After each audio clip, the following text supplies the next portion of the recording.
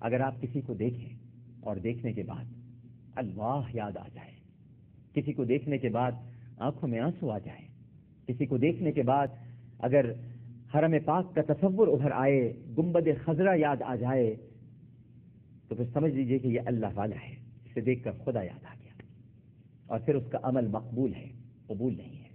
ہم سب اس وقت قبولیت کی منزل پر ہیں اور ہمیں مقبولیت کے درجے پر آنا ہوگا۔ دیکھتے ہیں اس ہمارے ساتھ ٹیلی فون لائن پر کون موجود ہے۔ السلام علیکم۔ وعلیکم السلام جی کون صاحبہ بات کر رہی ہیں؟ جی سر میں عائشہ بات کر رہی ہوں عامر بھائی۔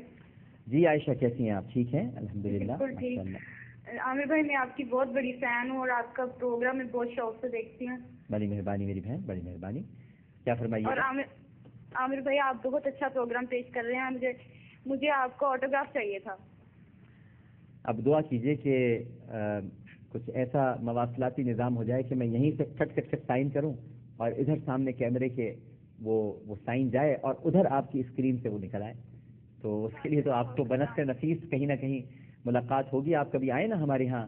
آپ کراچی سے بات کر رہے ہیں؟ عامر بھائی اتنی دور لاہور میں ہوں۔ ارے لاہور میں ہے میری بہن، اچھا تو اب دعا کیجئے کہ لاہور میں ہم کوئی پروگرام کریں۔ آپ نے مجھے بہت چینج کر دیا ہے، میں نے کبھی نماز نہیں پڑھی تھی، آپ کی وجہ سے میں 5 وقت کی نمازی ہو گئی۔ ماشاء اللہ ماشاء اللہ ماشاء اللہ ماشاء اللہ۔ بس آپ کا چینج ہونا دراصل کچھ میرے گناہوں کی گرد میں کمی کا سبب بنے گا، ورنہ میرے جسم پر اور میرے وجود پر اور میرے نفس پر تو گناہوں کی ایک دبیز تہ چڑھی ہوئی ہے۔ آپ اس طرح نماز پڑھتی رہیں گی؟ عامر بھائی میں آپ کو اپنی ہر دعا میں یاد رکھتی ہوں، میری کوئی دعا ایسی نہ ہوتی جس میں آپ کا نام نہ ہو۔ بڑی محبت میری بہن، اللہ آپ کو سلامت رکھے، اللہ آپ کو خوش رکھے، میں آپ کا بڑا احسان بند رہوں گا۔ ایک اور کالر موجود ہیں۔ السلام علیکم۔ السلام علیکم۔ وعلیکم السلام، کون صاحبہ بات کر رہی ہیں؟ عامر لیاقت بات کر رہے ہیں؟ جی عامر لیاقت بات کر رہا ہوں۔ جی is it possible if I don't say my نیم؟ جی جی بالکل، آپ اپنا نام نہیں بتائیے پلیز۔ اوکے ایکچولی عامر بھائی مجھے ایک بات یہ پوچھنی تھی میرے ابو کے حوالے سے۔ جی جی۔ میرے ابو ہیز بین ورکنگ ان ایک کمپنی میں کام کر رہے تھے بہت عرصے سے، ٹھیک ہے، اینڈ 25 ایئرس تک ان کو اوارڈ ملتے رہے ماشاء اللہ، ان کی پرفارمنس واز ایکسلنٹ۔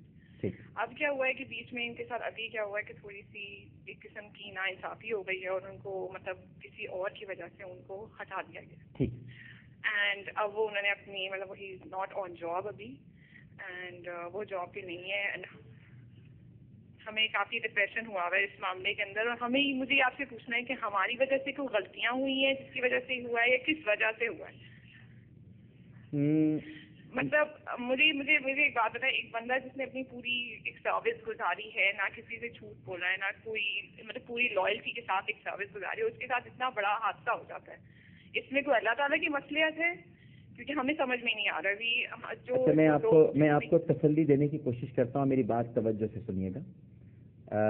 آپ ہیں نا ٹیلی فون لائن پر اس وقت؟ جی جی۔ اچھا یوں سنیے گا کہ ایک صحابی تھے، ان کا نام تھا حضرت خباب۔ کیا نام تھا؟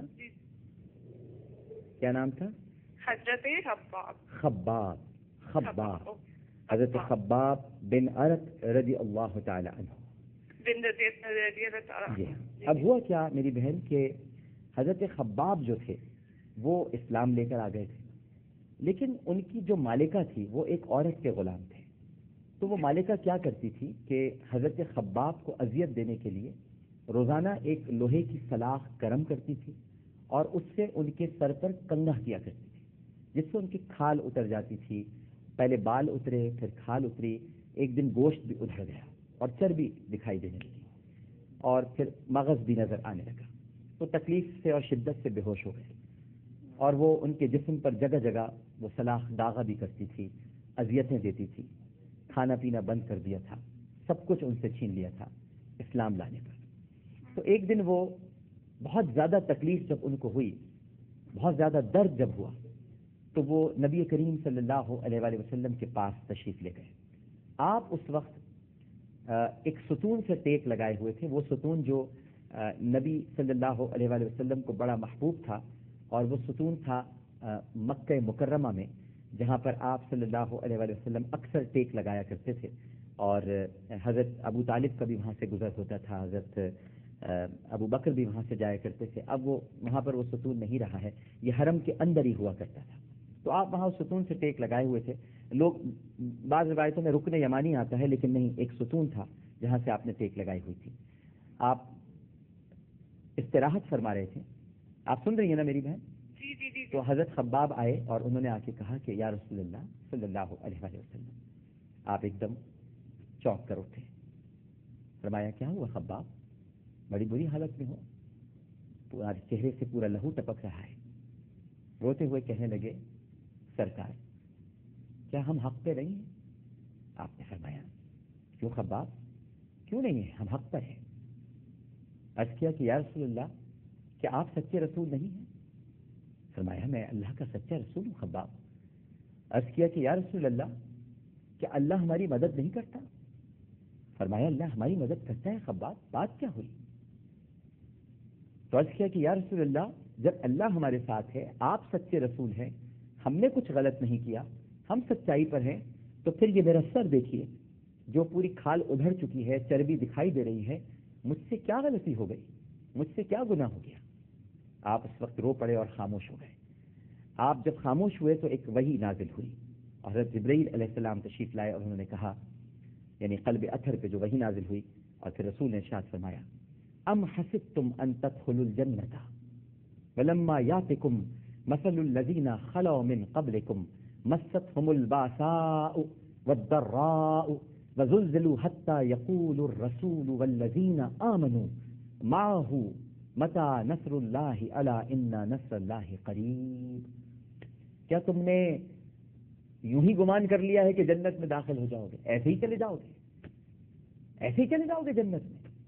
تم سے پہلے والی قوموں کو ہلا دیا گیا، ان کی کھالیں کھینچ لی گئیں، ان کے جسموں میں لوہے کی کنگیاں اتار دی گئی، یہاں تک کہ وہ پوری قوم چلا اٹھی اور اپنے رسول سے کہنے لگی کہ اللہ کی مدد کب آئے گی. رسول بھی کہہ پڑا اللہ کی مدد کب آئے گی؟ ان قریب اللہ کی مدد آئے گی. تو میری پیاری بہن، کوئی آپ کا قصور نہیں ہے، کوئی آپ کے والد کا قصور نہیں ہے.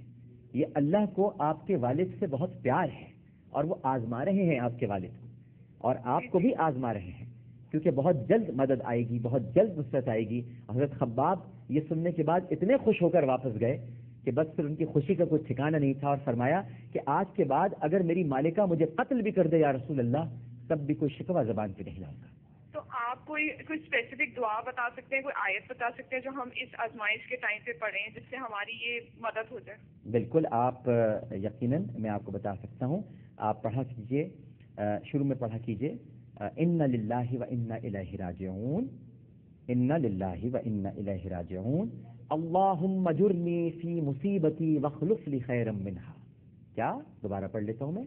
ان للہ و انا الیہ راجعون، اللہم اجرنی فی مصیبتی واخلف لی خیرا منہا.